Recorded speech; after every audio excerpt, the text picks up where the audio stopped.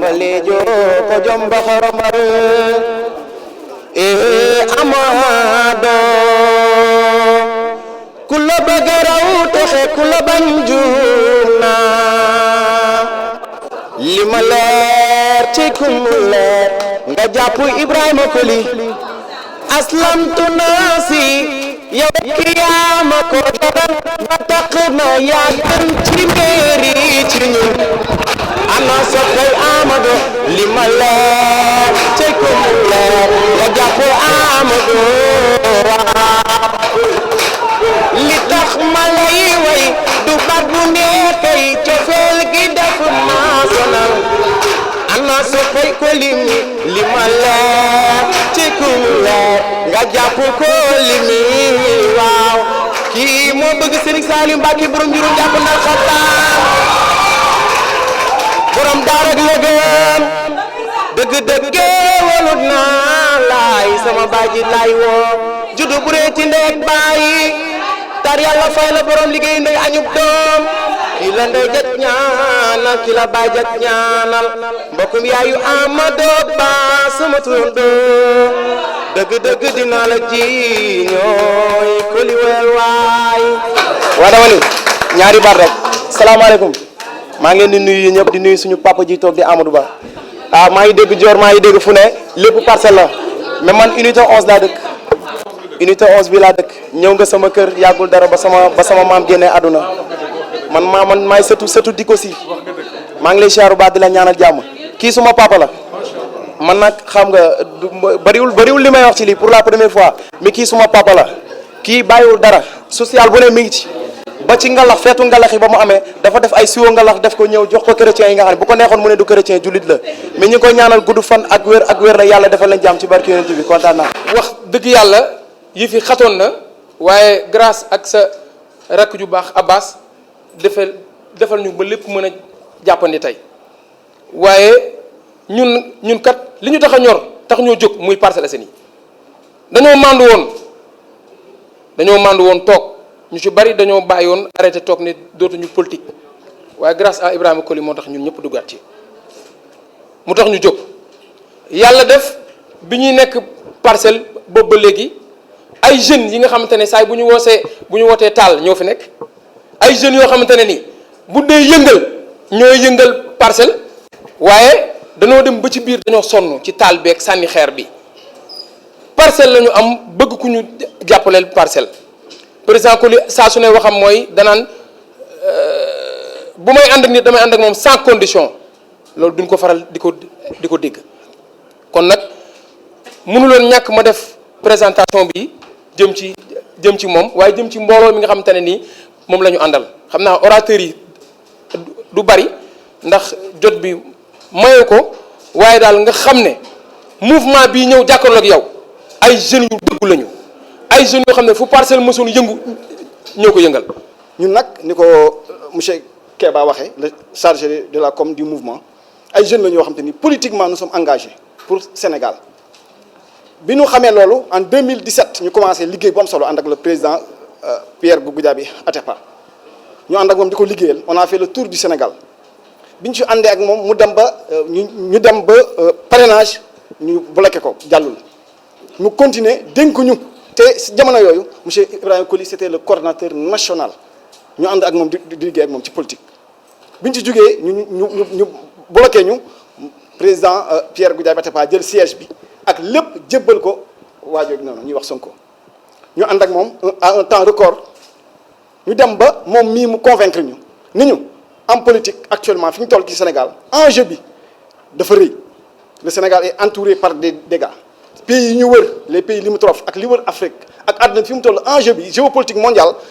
maytuñu ñuy nekk naan dañuy yàq wala dañuy taal wala dañuy yee fitna ci la ñu président Koli convaincre ni ñu essayons nañu s'abstenir ñu toog tuuti après la ñu woo ni ñu jot na ñu xool président Macky Sall li muy def ci réew mi ñu ànd ak moom mais boobu ba léegi ku ne woo na ko ku ne ci Sénégal woo na ko pour ànd ak moom mais nag dafa jugé nécessaire comme que parcelle la dëkk fi lay voté am ay réseau de dormant di ligganti ne ci association yi di def sa tabaski korité muy def social di jàppale jeunes yi di jàppale femmes yi boobu ba léegi salle bi ñu bëri mën nañ ma seere ci loolu mu ni dañuy am ñu toog mu woo ñu ñëw ànd ak moom jëm ci yow. man laa woo Diop dëkk Parcelles Assainies bokk ci mouvement Sénégal rek 16 waaw bokk ci mouvement Sénégal rek ànd ak suñu président Koli Baba waa di ko jàppale di wax monsieur le président ñun ñoo ngi ci sa ginnaaw parce que ñun lii lan ñàkkoon ñun jeunesse bi Parcelles amuñu ku ñu dooleel parce que dañ ñoo nax ba sonn parce que man awma lu may nëbb ñii ni ci sama ginnaaw ñii ñëpp xam nan ma sunu joorin bi xam na man maay kan waa ñun nag ñoo nekk jeunesse boo xam ne bu nu yuuxoo rek ñëpp jug mais dañoo sonn ci nax yi parce que ñun tamit amul ku ñu àndalu amul ku ñu woowul mais élection boo gis amul jeunesse du dem élection bu ci jeunesse àndul du dem parce que jeunesse bi ñoo gën a mën a liggéey mag ñi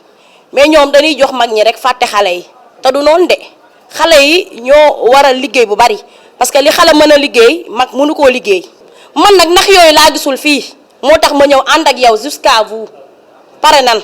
incha allah jeunesse su seize yëpp pare nan pour ànd ak yow incha allah. léegi Parcelles Assainies ñi ngi nii sa njaboot a ngi nii jaar nga ci yoon bi nag tax ñun ñëpp ñu ñëw mbir mi nag am na tamit lu ñu bëggaat gannaaw nag dañoo bëgg ndam muy Parcelles Assainies taux bi xaw fee doy waar tuuti waaye nag di nga am ndam ndax président lépp lu mu la dénk rek am nga ci ndam may mën a si soxo mi ngi fi yaa ngi fi te yaay seen jëwriñ ñoom ñëpp Moussa Sy mi ngi fi ñëpp a ngi fi bëgg naa gis benn photo boo xam ni fii ba mercredi jeudi bu fekkee mën naa nekk baax na waaye bëgg naa rek collectif bi yéen ñëpp ngeen àndandoo yëkkateendoo loxo dina dalal suñu xel dina dalal xelu président son excellence monsieur Macky Sall pour Parcelles Assainies ñu jël ndam li jox ko ko. damay def benn précision man maa ngi soog a jàkkaarloo yow nii maa ngi koy soog a gis tey Kéba moom ko passe téléphone ñu wax ma ñëw toog donc musoo ma recevoir gars bi ñu waxee il faut nga gis le ministre nga leen toog mu recevoir la dama ne man toog ak ministre tête à tête j'en fais pas une fixation parce que xam naa ne xat na mbooloo bi ñëw ñu waxtaan ak moom ñun nag du ma jaar si mouvement historique wu mouvement Sénégal rek les gars l'ont fait ñun lu tax ñu jël engagement monsieur le ministre c'est-à-dire dañ gis ne le pays suñu dëkk mu ngi si à la croisée des chemins mu naa ne Sénégal en politique l'heure est très grave élection législative yi wax naa ko démb si sa collaborateur Abbas parce que man en politique du ma utiliser ay termes ay frère doom papa yaay sa collaborateur la démb waxtaan nañ nee naa ko élection législative yi ay élection législative la que de nom enjeux yi vont au-delà de ça soit ñu xool le président Macky Sall il a un bilan il a beaucoup fait pour ce pays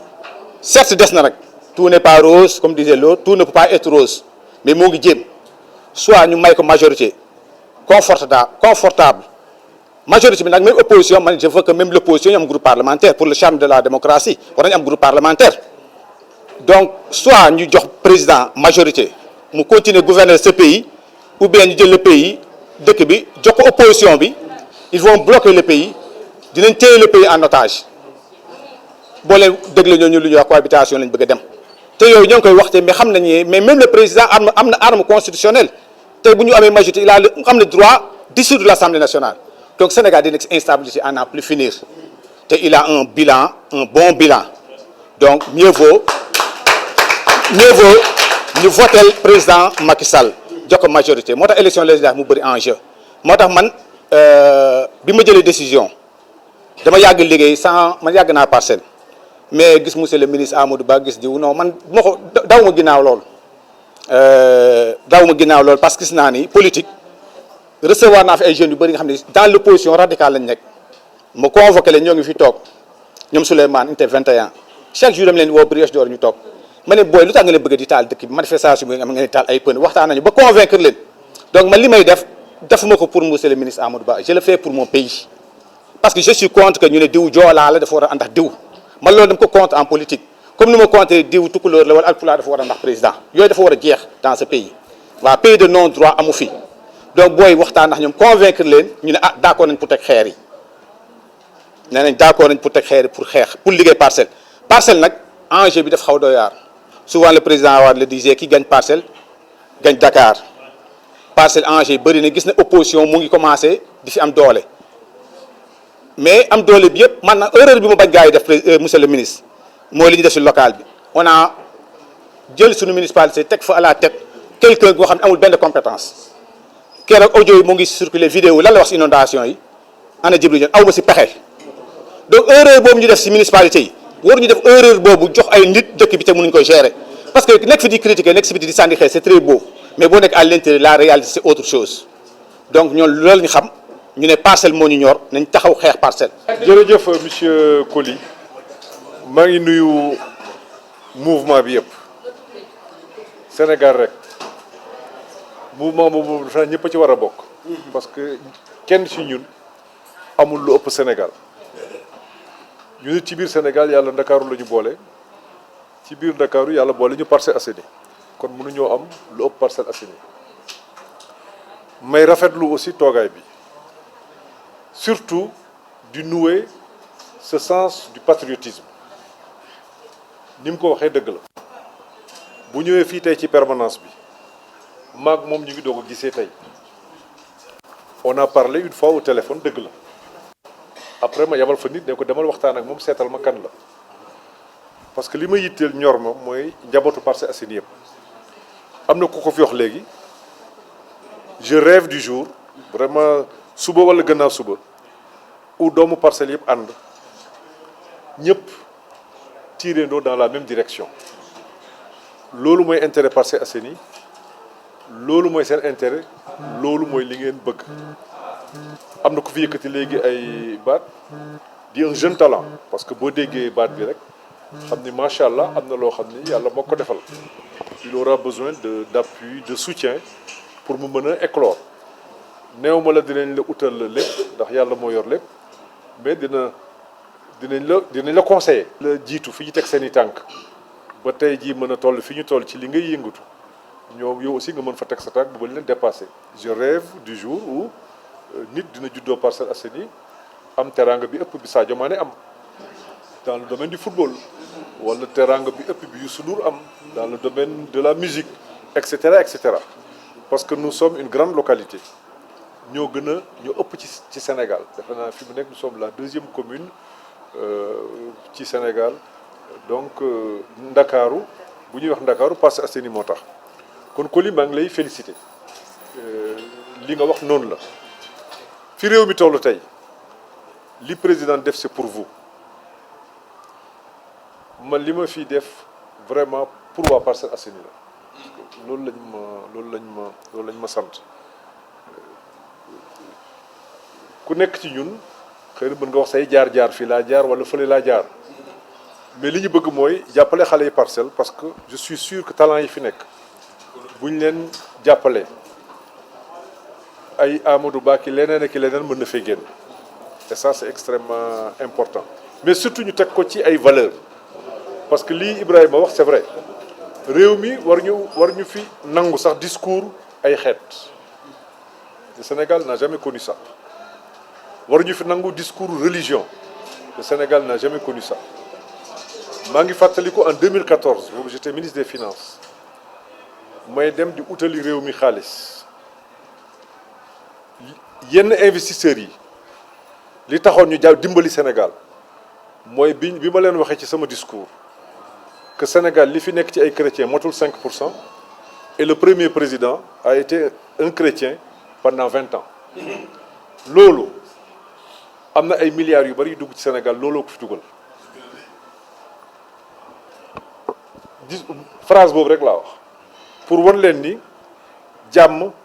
richesse bi nga xam ni doon na ko pour réew mi te peut-être ñu bari xamuñu ko sama discours laa defoon loolu nit ñëw dem woon décision bi may jël pour contribuer ci li ngay utal Sénégal fi ma ko wékk mooy fi nga ne vous êtes un pays africain c'est vrai moins de 5% de la population ay ñoo fay des chrétiens c'est vrai et le premier président nekk na ko pendant 20 ans ça signifie que vous êtes un pays intégré vous êtes un pays solide sur cette base-là un investisseur a pris la décision d'investir au Sénégal pour à l'époque c'était pour 10 ans et en 2018 am na keneen ko def loolu investir au Sénégal pour 30 ans moo tax yenn discours yi ku mel ni man bu ko déggee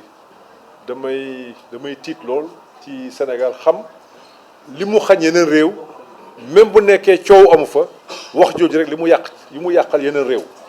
parce que la même personne bi ma ne jël naa décision dugal Sénégal pour 30 ans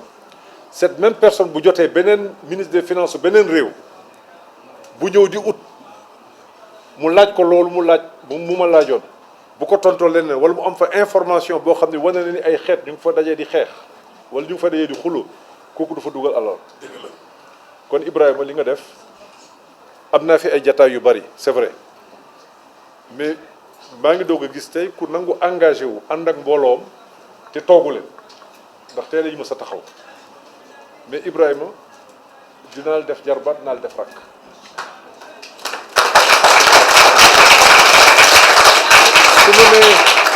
su ma nee Ibrahima naa la def jarbaat naa la def rakk waxuma Ibrahima intu personnel moom ci boppam non Ibrahima li mu symboliser Ibrahima ses idées Ibrahima son mouvement parce que yéen bu ngeen di liggéey pour intégration parcelle di liggéey pour waa parcelle juboo di xeex pour loolu nangu ñëw fekk si le président Macky Sall alors que toogu leen ak benn responsable Parcelles Assainies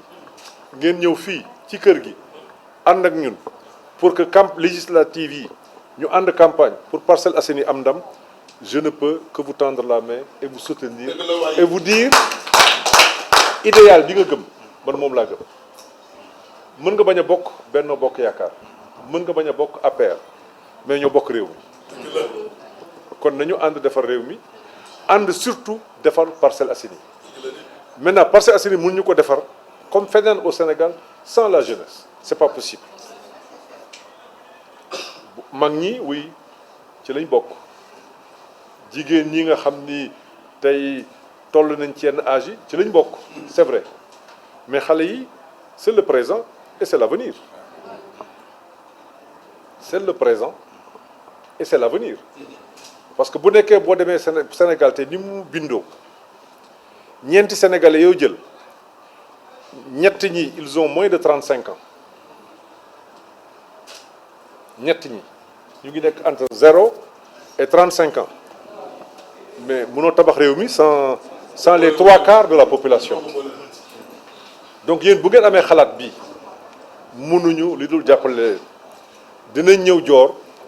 dinañ waxtaan ak yéen aussi ci politique bi nga xam ni moom le président di def c'est vrai tu l'as dit moi j'aime bien ce type de débat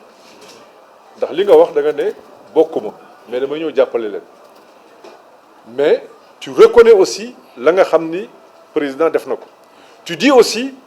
des na lii mooy defar parce que di nga wax toujours boor bi nga féetee la nga xam ne jàpp nga ni buñ ko yokkoon dina gën a baax c'est ce que tu m'as dit mais ça nous sommes ouverts à ce discours le président est très ouvert et mën naa leen wax ni je vous le dis d'expérience bu ñuy def ay formulation de politique mais nii lañ koy defee da ngay def ay enquête def ay sondage def ay étude xam à peu près mesures yi nga jël bala mooy impact bi mais mesures yi ngay bëgg a jël aussi impact bari nga ciy xaar et li nga wax nii déjà yaa ngi jàngale lu bari yaa ngi yee nit ñi ci lu bari encore une fois je vous remercie je suis très content de vous accueillir et bëgg naa dans les prochains jours mouvement bi yëpp ngeen ñëw fi peut-être jeudi avant fin wu campagne bi mercredi ou jeudi ñu dajaloo ñun ñëpp plus tous les autres jeunes ce que je veux ngeen sillonner les Parcelles Assainies waxtaan nag ñëpp pour que au niveau des Parcelles Assainies ñëpp wane ni que président Macky Sall au-delà de Benno que président Macky Sall ngeen bëgg a jàppale pour mu am une majorité boo xam ni dina mën a yor réew mi. Tu étais dans l'opposition c'est ton droit le plus absolu mais personne d'entre nous y compris l'opposition amuñu droit am comme politique dañuy bloquer réew mi bu ñu bloquer réew mi am na ñoo xam ne mën nañ toog seen kër dund tranquillement am na ñoo xam ne mën nañoo génn dund tranquillement mais am na ñoo xam ne amuñu fu ñu jëm or en 2019 on a élu le président pour 5 ans ñun ñoo ko élu te bu démocratie loolu la démocratie bu ñu xasee ba def élection ba ñu fal nit fale wuñ ko 100% dëgg la mais nit kooku 100% yëpp lay représenté loolu mooy démocratie tey bu mandat bi desee ñaari at ñoo am élection c'est le calendrier républicain ñu respecté ko y a aucun problème loolu mooy démocratie mais ñu ne léegi dañuy opposition bi ñëw ne man li ma bëgg moom mooy falu pour mën a bloquer président aussi am ay outils mais kan mooy ñàkk askan bi 3 Sénégalais sur 4 moins de 35 ans ñan ñooy gën a sonn jeunes yi yéen la seen problème mu emploi di yéex a réglé yéen la seen problème mu éducation di yéex a réglé yéen la seen problème de santé di yéex a réglé je parle pas des autres problèmes je parle rek des problèmes spécifiques à la jeunesse mooy éducation formation santé emploi foofu lay gën a tardé mettons-nous dans un pays où on perd 2 ans ce pays n'a pas le droit de perdre 1 minute loolu mooy dëgg réew mi fi mu toll on n'a pas le droit de perdre 1 minute moo tax ñun ñëpp war a ànd doon benn man ci loolu laa leen di woo Parcelles Assainies parce que loolu la ma président sant loolu la président bëgg te ñeneen ñiy liggéey fenn aussi loolu la ñu war a def mooy ñun ñëpp ñu ànd doon benn mais man li ma bëgg mooy Parcelles Assainies doon modèle li ma bëgg mooy Parcelles Assainies doon exemple li ma bëgg mooy ñu sori politique politicienne man dama gëm liggéey moo tax bu élection passée toujours les gens ne me voient pas beaucoup sur le terrain jàpp naa ni loolu amul njariñ dajale xale yi di leen xeexloo di leen sànniloo xeer di leen defloo yenn yi amul njariñ si tu peux aider matériellement pour nit am dara c'est très bien kooku jaamu yàlla la si tu peux aider ci sa xalaat ci sa expérience pour que nit ki am dara loolu lu baax la si tu peux aider parce que peut-être am na foo jaar fu keneen jaarul nga gis Ibrahima xam ni lii la def lii la jàng lii la mën yow jaar nga ci lu mel noonu nga ne ko Ibrahima man kat jàpp naa ni boo demoon ci structure nangam nga def sa demande nangam bindee ko nangam xëy na moo ci poussé tuuti def la garantie yàlla baax na mën nga fa am nangam mën nga fa def nangam mën nga fa def nangam loolu mooy jàppalante mais loolu benn nit mënu ko defal ñëpp c'est pas possible da nga koy defal mais il faut que ñu am partenariat boo xam ne bu ñu dimbalee Ibrahima jàpp ni li ñu ko dimbali du pour moom kese moom mi dafa am ñeneen ñu war a dimbali bu ñu amee chaîne boobu rek bu chaîne boobu daggul mën nañu wax ni Sénégal xëy na coono du fi jeexul ci benn réew ci àdduna mais dina fi wàññeeku lool déjà on a des valeurs ci la ñu nekk mais nañ ko gën a renforcer maa ngi leen di nuyu yéen ñëpp di leen sant yéen ñëpp di leen gërëm et vous dire que je suis à vos côtés et vous avez été très franc avec moi da ngeen ma ne bokk leen Benno Bokk Yaakaar je l'accepte mais on va à une élection républicaine nañu ànd défendre la République man ci loolu laa leen di woo pour ñu bu ñu àndee bu ñu yàlla mayee ndam bu boobaa ndam li en tout cas bëgg naa mu yaatu ci Sénégal yëpp yaatu ci Dakar yaatu ci Parcelles mais nous sommes le plus gros réservoir du Sénégal presque mais bu ñu taxawee ne Parcelles Assainies lii la ñu soxla bëgg nañu telle politique d'emploi fii ci biir Parcelles Assainies bëgg nañu dimbali suñuy commerçant ni nga ko waxee léegi bëgg nañu dimbali suñuy étudiants bëgg nañu dimbali suñuy élèves on veut un hôpital de tel niveau mais boobaa dina yomb mais bu nekkee on est dispersé séparé ku nekk ut sa groupe bu jeune jox ko ay yataki ay xeer pour ñu sànnante xeer mais amul benn njariñ donc maa ngi leen di nuyu yéen ñëpp di leen sant yéen ñëpp di leen gërëm di vous dire maa ngi seen disposition et bëgg naa ngeen def ko sur le terrain am na ku ma ko fi wax léegi defe naa ni yow la HLM Grand Médine nëpp seen waaw may ma ñëw gis nga HLM Grand Médine fa laa bëgg a dem nii ndax dafa amoon inondation on m'a dit que ndox mi jëlee nañ ko fa léegi nii maa ngi fay dem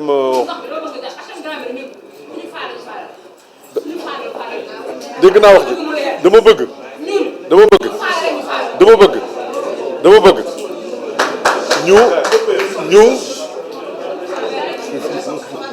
dama bëgg